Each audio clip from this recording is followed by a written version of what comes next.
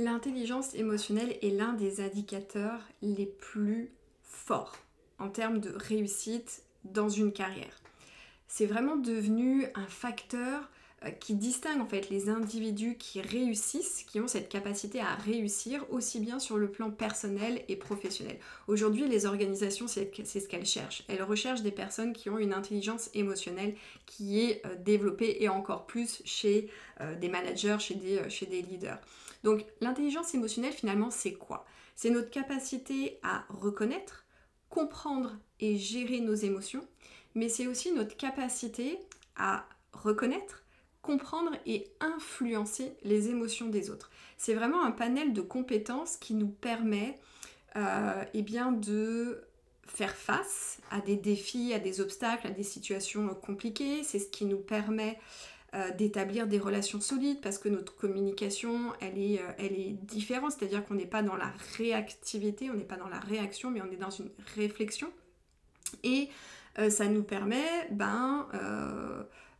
aussi, bien évidemment, de développer notre leadership et donc de progresser dans notre carrière avec plus de sérénité et plus de confiance. Des études ont même montré que des personnes qui ont une intelligence émotionnelle élevée, eh bien, elles ont une meilleure santé mentale, elles sont plus performantes au travail et elles ont de meilleures compétences du coup en leadership. Donc c'est vraiment quelque chose qui est clé et encore une fois, cette intelligence émotionnelle, on la retrouve aussi bien dans notre sphère personnelle que dans notre sphère professionnelle.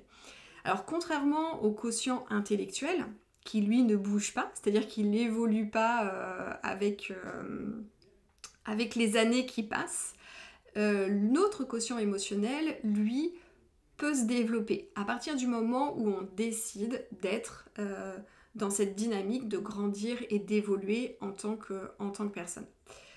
Une grande majorité des clients et des clientes que j'accompagne en coaching privé individuel, ce sont souvent des personnes qui traversent une situation professionnelle qui est compliquée, voire complexe, difficile, et ce sont des personnes qui ont vraiment besoin de prendre du recul, de voir la situation ou les situations sous un angle différent et qui ont besoin de prendre des décisions, et parfois ce sont des décisions stratégiques qui ont des conséquences vraiment, vraiment importantes, aussi bien pour eux que pour les autres, puisque quand on est chef d'entreprise et qu'on doit se positionner, il peut y avoir des conséquences sur les salariés. Et donc quand ils viennent à moi et qu'ils m'exposent la situation dans laquelle ils sont, je perçois tout de suite si ils ont justement une difficulté à être en relation avec leurs propres émotions. Et dans ces cas-là, on travaille là-dessus parce que s'ils ne le font pas, eh bien ça altère leur jugement et puis ils se sentent submergés et donc ils sont beaucoup plus dans la réactivité au lieu d'être dans la maîtrise et le contrôle. Ou alors on se rend compte qu'ils évoluent avec des personnes qui, elles, ont une intelligence émotionnelle qui est faible et donc ça va venir les challenger. Donc on vient travailler sur ces deux dynamiques. Et ce qu'il faut comprendre, c'est que en fait notre santé émotionnelle, si elle est mauvaise, eh bien notre estime de soi l'est aussi. Les deux sont vraiment intriqués et d'ailleurs la compétence de base, le fondement de l'intelligence émotionnelle, c'est la conscience de soi et dans la conscience de soi, on a l'amour-propre. Donc, quand on a une intelligence émotionnelle qui est faible, on est vraiment face à une incapacité à gérer nos émotions, ce qui crée de la confusion dans notre esprit et donc on peut se sentir submergé et c'est ce qui altère notre jugement. Et donc pour des personnes qui aujourd'hui sont en réflexion professionnelle, qui cherchent à trouver un nouvel alignement pour retrouver du plaisir, pour remettre du sens, eh bien certaines personnes peuvent avoir des difficultés à se mettre en mouvement. Et très souvent, oui, il peut y avoir un manque de connaissance de soi, il peut y avoir un manque de méthodologie, mais les émotions, elles sont quand même au cœur du sujet. Donc c'est vraiment important de prendre ce sujet à bras le corps et de faire en sorte de pouvoir vraiment se reconnecter à ses émotions et vraiment développer son intelligence émotionnelle et c'est ce qu'on va voir aujourd'hui. Parce que Chaque jour, en fait, hein, on est confronté à des défis, à des obstacles, à des difficultés. Ça vient nous challenger à l'intérieur de nous. Donc, ça peut venir de nous, à l'intérieur de nous, hein, c'est-à-dire des émotions qui sont à l'opposé, qui créent du conflit. Ça peut être un conflit de valeurs et ça peut venir aussi de l'extérieur par rapport à une situation ou face à une personne qui peut avoir un certain comportement ou qui peut s'exprimer d'une certaine façon. Donc ces défis, finalement, ils façonnent notre façon d'aborder le monde et d'expérimenter la vie elle-même.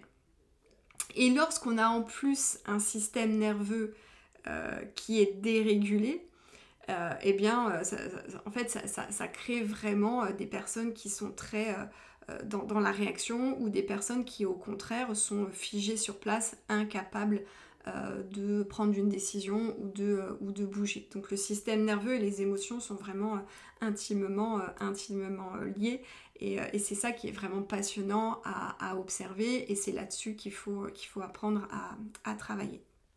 Alors, comment on fait ? Comment on peut apprendre à développer son intelligence émotionnelle?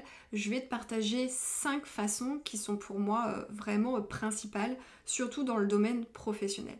La première chose, et j'en ai parlé tout à l'heure, c'est vraiment la base, hein, c'est le fondement de l'intelligence émotionnelle, c'est de développer la conscience de soi. Et on n'a pas été élevé en fait à le faire, on ne nous a pas appris à le faire. Et donc aujourd'hui, la majorité des adultes sont la tête dans le guidon, dans le faire, et ils se retrouvent en fait dans des situations qu'ils ne comprennent pas ou parfois ils sont incapables de vraiment gérer la situation. Donc la conscience de soi, c'est vraiment la base, c'est le fondement. Elle implique une compréhension de ses propres émotions au fur et à mesure qu'elles surviennent et ça implique de reconnaître en fait leur impact sur nos pensées et sur nos actions. Je vais donner un exemple. La façon dont je gère mes émotions, donc c'est quelque chose sur lequel je travaille bien évidemment au quotidien, mais je me suis rendu compte que la stratégie que j'ai adoptée pour ne pas ressentir pleinement mes émotions, c'est de détourner l'attention. C'est d'être dans le faire ou alors je vais venir mettre de la raison sur mes ressentis et faire diminuer ce truc-là et limite les mettre sous le tapis. En fait, c'est vraiment pas la chose à faire. Ce qu'il faut faire avec nos émotions, c'est quand elles arrivent, c'est vraiment leur créer l'espace pour les accueillir et les traiter en fait. Et peut-être comprendre aussi quel est le message derrière, puisque une émotion, c'est un signal, c'est un message. Et notre job, c'est d'aller comprendre en fait ce que ça signifie. Donc la conscience de soi, elle permet vraiment de voir clairement et objectivement, grâce à ce travail de réflexion et d'introspection. Donc elle nous aide non seulement à identifier et à contrôler nos réactions émotionnelles, mais elles améliorent également notre capacité à prendre des décisions, à gérer le stress et à interagir efficacement avec les autres. Et Dieu seul sait à quel point lorsqu'il s'agit de transition professionnelle, eh bien on est souvent très challengé et on peut être aussi challengé par les réactions de notre entourage. Donc plus on est en capacité de comprendre, de reconnaître et de gérer, traiter nos émotions, plus on va être en capacité de façon objective de comprendre la réaction de l'autre et d'adapter notre communication pour influencer ses propres émotions. Et c'est aussi partir du postulat que eh bien, on a tous nos propres opinions, nos propres convictions, et à partir du moment où on est dans l'acceptation de ce qui est, eh bien, les choses sont beaucoup plus simples. Donc, lorsqu'on réagit d'une certaine façon à une situation, c'est aussi le reflet de notre système de croyances. Donc, développer la conscience de soi, elle permet d'identifier, ou plutôt même de porter à la conscience aussi notre système de croyances. La deuxième méthode pour pouvoir apprendre à développer son intelligence émotionnelle, c'est sa capacité à réduire les émotions désagréables. La majorité, non pas la majorité, on va dire la moitié des gens que j'accompagne sont aussi beaucoup enfermés dans un discours qui est négatif et par voie de conséquence qui engendre des émotions désagréables. Et donc ils arrivent avec cette espèce de cercle vicieux très négatif. Et donc là, c'est vraiment important d'aller comprendre, d'identifier ces émotions et de changer aussi sa perception de la situation. Ce qui permet bien évidemment de ne pas se sentir submergé et de voir son jugement altéré. C'est ce qui va faciliter la clarté, c'est ce qui va faciliter la prise de décision et c'est ce qui va faciliter le passage à l'action. Notre cerveau est très doué pour venir nous créer des scénarios catastrophes, il en joue beaucoup, donc on tombe facilement dans le négatif. Et puis, soyons très honnêtes aussi, il suffit d'allumer la télévision et de regarder les médias pour baigner dans une ambiance négative, morose. Donc c'est vraiment important de reprendre son pouvoir et de changer sa perspective et de regarder les contextes, les situations ou les gens sous un angle différent. Et pour changer ce qu'on va ressentir ou pour changer ce qu'on ressent, eh bien c'est ça, c'est changer son angle de vue, c'est changer ses perspectives. Et la majorité des gens que j'accompagne, c'est le ressenti qu'ils ont lorsqu'ils intègrent Révélation et qu'à la fin ils ont fini leur voyage. C'est vraiment ce truc de oui, j'ai appris, j'ai vraiment switché d'état d'esprit. Et c'est ça qu'on veut obtenir, c'est regarder les situations sous un angle différent, sous un prisme différent, ce qui nous permet de changer notre discours intérieur et par voie de conséquence aussi de changer nos ressentis. Parce que lorsqu'on ressent une émotion inconfortable dans un contexte précis, peut-être face à une personne aussi, souvent les gens tombent dans des conclusions négatives et ils peuvent aussi rester dans leur projection. Et donc il faut sortir de ça. Il faut vraiment sortir de ça. Je me souviens qu'une de mes anciennes clientes me partageait sa difficulté à prendre sa place en tant que leader dans les réunions de direction parce qu'il y avait une personne qui se mettait beaucoup en avant et qui avait tendance à prendre des directives à sa place et donc des directives à appliquer pour le service que ma cliente gérait. Et donc c'est facile en fait de baisser les armes et de se dire bon bah voilà, cette femme elle ne me respecte pas, ou elle veut prendre ma place, ou elle veut se mettre en avant parce qu'elle veut saisir telle ou telle opportunité promotionnelle ou que sais-je. Donc on peut vite tomber dans ce discours-là, au lieu de prendre de la distance et de se dire bah tiens, là il y a des émotions inconfortables qui arrivent, je me sens challengée. Les pensées qui arrivent, ce sont celles que je viens de te partager et tu pourrais dire, bah non, peut-être que l'histoire est différente. Et au lieu de s'enfermer dans ce discours négatif qui vient directement impacter l'image que l'on a de soi, on pourrait très bien se dire, eh bien, cette femme, elle est dans son monde avec son système de croyances, elle se rend pas compte en fait de sa posture, de ses mots, de sa communication, de ses actions, enfin voilà, de ses paroles, elle se rend pas compte. Ou alors on pourrait très bien se dire, eh bien en fait cette femme, elle a si peu d'estime pour elle-même que en fait son seul moyen pas de défense, mais c'est presque ça, son seul moyen, c'est de pouvoir se mettre en avant, c'est peut-être de prendre toute la place. Ça peut être ça, ou d'en faire des tonnes. Donc c'est ça en fait, c'est réduire ces émotions désagréables, c'est venir regarder la situation, les personnes, les contextes sous un angle différent en changeant tout simplement son discours intérieur. Lorsqu'on évite vraiment de personnaliser le comportement des autres, eh bien on peut percevoir leur expression d'une manière plus objective. On vient mettre de la distance et il faut comprendre que chaque individu réagit, interagit à partir de son propre système de croyances, de son propre système de valeurs, de son héritage, de son éducation, de ses blessures, de ses traumas, etc. On est tous des gamins de 7 ans dans une cour d'école. C'est tout. Méthode numéro 3, identifier ses propres facteurs de stress et comment on peut apprendre à gérer le stress. Si aujourd'hui tu évolues dans un contexte très stressant, où tu évolues dans une organisation, et puis le stress, c'est aussi quelque chose de très courant, on baigne tous avec une quantité plus ou moins forte de stress dans notre quotidien, et bien plus on est en capacité d'identifier les facteurs qui génèrent chez nous du stress, plus on peut mettre en place une stratégie qui va venir nous préserver. Pourquoi je parle du stress ? Le stress n'est pas une émotion.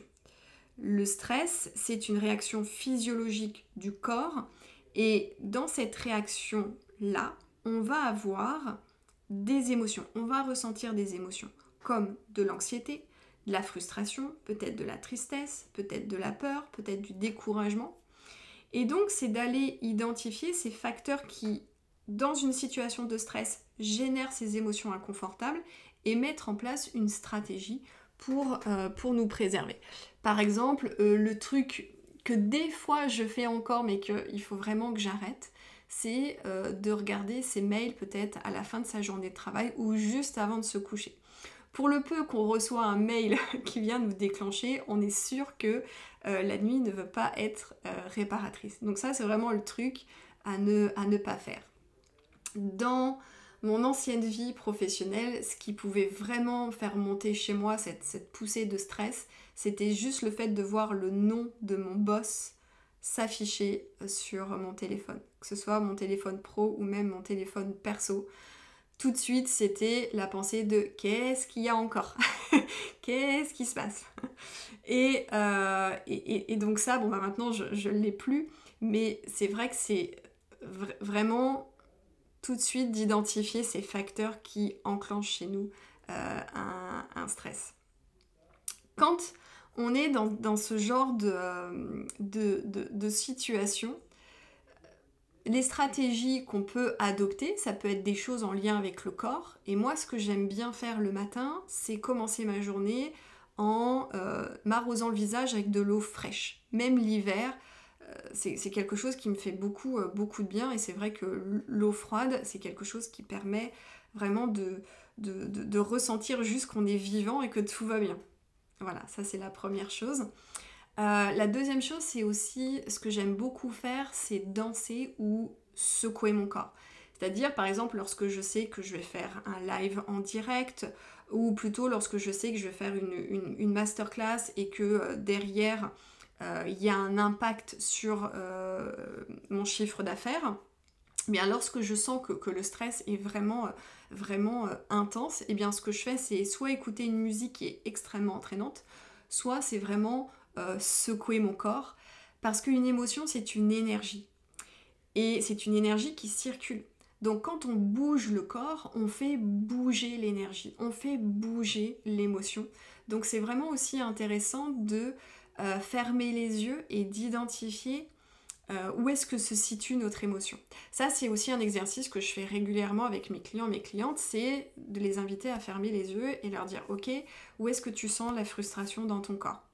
Où est-ce que tu sens la tristesse dans ton corps ? Où est-ce que tu sens le découragement dans ton corps ?» Et on vient travailler là-dessus. Donc c'est aussi quelque chose que l'on peut faire, on vient faire bouger l'énergie. Méthode numéro 4, ça va être d'augmenter sa capacité à s'affirmer et à exprimer des émotions qui peuvent nous paraître difficiles. En fait, souvent, on va éviter certaines conversations, certains sujets, parce qu'on a peur d'être rejeté. Donc, on va éviter de dire les choses parce qu'on a aussi peur de blesser l'autre, ou parce qu'on n'est vraiment pas à l'aise avec le conflit. Parce que derrière, ça va engendrer des émotions inconfortables et que très souvent, on ne sait pas les gérer, on ne sait pas les traiter, on ne sait pas comment faire. Donc là aussi, j'invite souvent mes clients et mes clientes à se demander ce qui pour eux, dans leur future vie professionnelle, est non négociable. C'est vraiment important d'être très clair sur ses limites et de les fixer avec assertivité, mais vraiment de les communiquer aux autres pour qu'il n'y ait pas de quiproquo. Donc les limites, on les fixe pour soi, mais on les fixe aussi pour les autres. C'est vraiment quelque chose que j'ai jamais eu de mal en fait à affirmer dans mes expériences professionnelles et notamment lorsque j'étais cadre manager. J'ai souvent été amenée à exprimer ce que je voulais vivre, ce que je voulais expérimenter au sein de l'organisation. Donc à 2 reprises dans mon ancienne expérience, à 2 reprises, j'ai effectivement exprimé cet ennui que j'avais dans mon poste parce que j'avais eu le sentiment de faire le tour, parce que c'était pas quelque chose qui venait plus me stimuler et me challenger.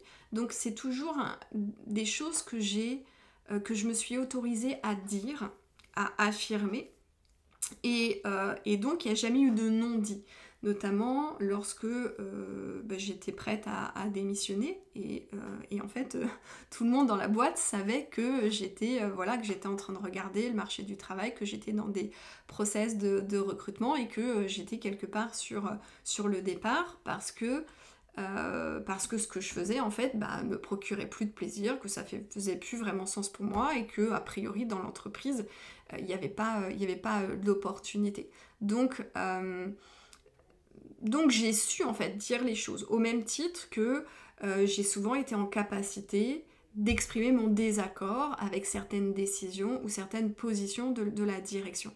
Et en fait ceci n'a jamais entaché mon professionnalisme ou mon investissement dans l'entreprise. Et je pense que c'est cette capacité à dire les choses et à s'affirmer de façon assertive, bien évidemment, ça demande aussi certaines compétences de communication, mais c'est ce qui m'a permis finalement de rester dans cette entreprise et d'évoluer et de pouvoir obtenir aussi des créations de postes telles que je le voulais et parce que j'ai su en fait préciser ce qui était important pour moi, dire les choses, même si c'était inconfortable, et fixer aussi certaines limites. Moi, je veux plus faire ça, ça m'intéresse pas, qu'est-ce que vous me proposez ? Et s'il n'y avait pas d'opportunité, il n'y avait pas d'opportunité, et comme on dit, peut-être que l'herbe est plus verte à l'extérieur. Donc, quand on est dans ce genre de situation et qu'on veut vraiment s'affirmer et exprimer ce qui est vraiment important pour nous, ce qui est important, c'est de jamais parler de l'autre en premier, mais toujours parler de soi. Par exemple, si je suis les exemples de mon propre vécu, je ne sais plus comment je l'ai formulé, mais ça pourrait être de dire aujourd'hui, en fait, je me sens plus assez challengée dans mon travail, dans mes fonctions. Voici ce que j'aimerais faire en termes de tâches, c'est ce qui m'appelle, c'est ce qui me semble être plus intéressant et plus pertinent pour moi. Mais je comprends que l'entreprise aujourd'hui, soit elle n'ait pas le budget pour créer un poste de ce genre-là, soit que l'entreprise ne soit pas suffisamment développée pour qu'elle puisse voir l'intérêt d'avoir ce genre de poste en interne.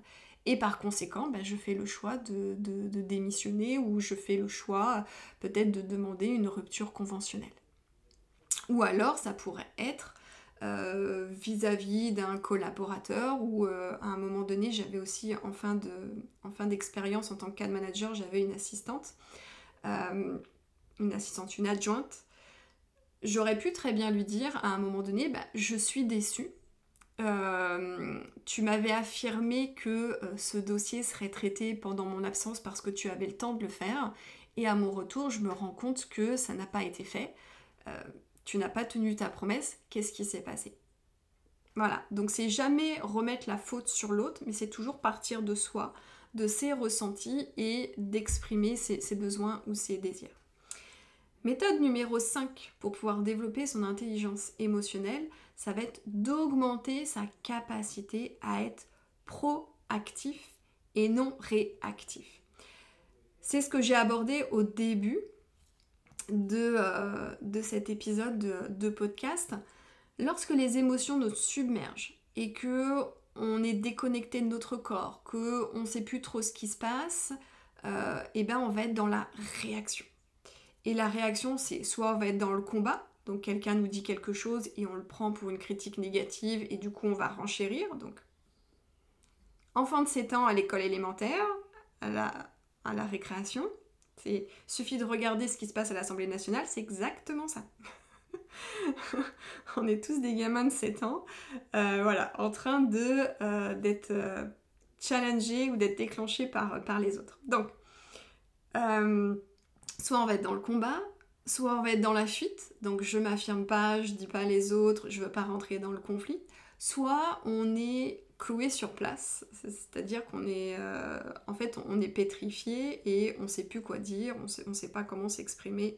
Bref, c'est ce qui peut arriver. Donc c'est vraiment important de reprendre encore une fois la maîtrise, de reprendre le lead. Ça veut dire quoi? Ça veut dire que lorsqu'il y a un stimuli, qu'il soit interne ou externe, il faut s'autoriser à créer l'espace pour prendre du recul. Je ne suis plus dans la réaction, hop, stimuli, boum, tout de suite j'ai ma programmation qui se présente et je réagis comme j'ai l'habitude de réagir. Non, je sens qu'il y a quelque chose qui monte dans mon corps, il y a une émotion, il y a un inconfort qui arrive. Et au lieu d'être tout de suite dans la réaction, et peut-être de prononcer des mots qui vont dépasser mes pensées, je crée un espace. Je crée cet espace où je vais revenir au centre de moi, je vais revenir dans l'instant présent et je vais juste m'autoriser à gérer ce qui se passe. Parfois, ça peut être fait dans l'instant et parfois, on va avoir besoin de s'isoler. Prenons un exemple. Lorsqu'on est face à une personne qui peut venir nous challenger, qui peut s'exprimer d'une certaine façon, c'est ce qui arrive notamment avec certains managers ou certains collègues ou collaborateurs, c'est ce que certains clients et clientes me partagent, donc c'est quelque chose qui vient les chercher.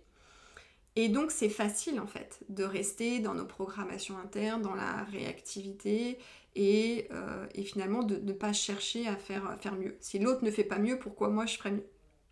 C'est un peu ce qui se joue et donc on peut vite se laisser happer par ce truc-là et c'est ce qui probablement va nous gâcher notre quotidien, notre journée, voilà.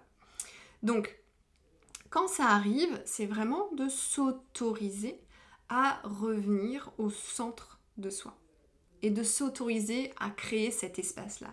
Ça veut dire que pendant l'interaction, on peut juste venir prendre quelques respirations. On peut regarder l'autre ou on peut regarder en l'air ou on peut fermer les yeux. Et on prend une profonde respiration, on peut compter 5-10 secondes, juste le temps de faire diminuer l'émotion. Lorsque les émotions elles sont élevées, on perd toute intelligence. On perd toute intelligence, donc on peut dire des choses ou adopter un comportement qui n'est clairement pas approprié. Donc si l'émotion est inconfortable mais pas trop élevée, on peut le faire sur l'instant T. Si ça vient vraiment nous challenger, ce que je dis à mes clients et mes clientes, c'est dans ces cas-là, s'excuser et s'isoler pour traiter l'émotion, tout simplement. De dire, là, il y a quelque chose d'inconfortable. Souvent, c'est ce que je dis à mes filles. J'ai la moutarde qui me monte au nez. Souvent, elles savent ce que ça veut dire. Et ça me permet, juste cette phrase me permet de redescendre et de prendre de la distance par rapport à mes émotions, par rapport à ce que j'ai pu entendre et d'adapter ma communication, tout simplement. C'est ça, être proactif. C'est vraiment se donner l'autorisation de comprendre l'émotion qui arrive, de la gérer, de la traiter, de retrouver un niveau d'intelligence et de pouvoir rationaliser et trouver une meilleure façon de communiquer le problème. Tout simplement. Et donc, ça va nous empêcher aussi peut-être de compliquer les choses. Et je pense que, depuis tout à l'heure, je partage ce truc de on est tous des gamins de 7 ans en train d'interagir dans le monde.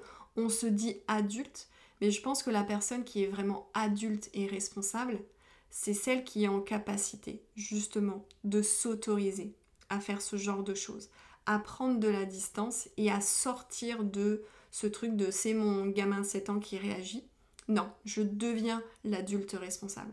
Et je pense que dans une discussion ou même dans une réunion d'affaires, si on avait plus de personnes qui réagissaient de cette façon-là, on vivrait dans un monde différent. Parce que on est trop dans la réactivité. Et c'est ce qui vient intensifier notre mal-être, c'est ce qui vient aussi rendre complexe certaines situations, c'est ce qui crée des situations qui n'auraient pas dû voir le jour. Donc c'est vraiment important. Donc notre intelligence émotionnelle, tu vois à quel point elle est clé, surtout lorsqu'on traverse des situations qui sont difficiles et compliquées.